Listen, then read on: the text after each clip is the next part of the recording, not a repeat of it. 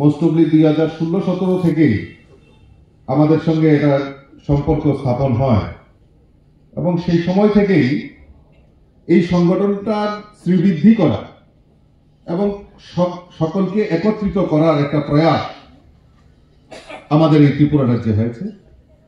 এবং সময় সময়ে আমার কাছে ওনারা যখন যেতেন, তাদেরকে কিভাবে সহযোগিতা করা যায় এবং তারাও কিভাবে আমাদেরকে সহযোগিতা করবে সেই ব্যাপারে আলাপ আলোচনা হতো।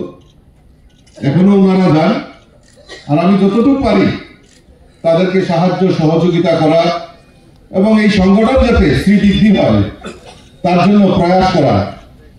আজকে এই যে সম্মেলন, এই যে সার্থকতা, আমি সকলকে আবারও আন্তরিকভাবে অভিনন্দন জানাচ্ছি এবং শুভেচ্ছা জানাচ্ছি। এই সংগঠন এই ডাক বিভাগে তার যাত্রা শুরু করার পর থেকে শুধু চাকরি করব, বাড়িতে চলে যাব তা নয়, তার যে দায়বদ্ধতা, তার যে এই সমাজের প্রতি কাজ করা, এই যে প্রয়াস, এই প্রয়াসটাকে আমি ধন্যবাদ জানাই। তারা বিভিন্ন সময়ে বিভিন্ন সমাজের কাজেও তারা ব্রতী হয়ে এই সমাজকে সহযোগিতার হাত বাড়িয়ে দিয়েছেন।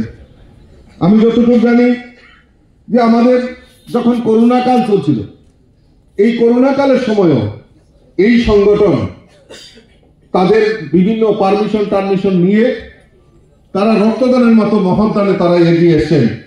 আমি তাদেরকে অনেক অনেক শুভেচ্ছা জানাই, আপনাদেরকে অনেক অনেক শুভেচ্ছা জানাই। দেখুন, সংগঠিত কেন আমরা সংগঠন করি, এই সংগঠনের তাৎপর্য কি?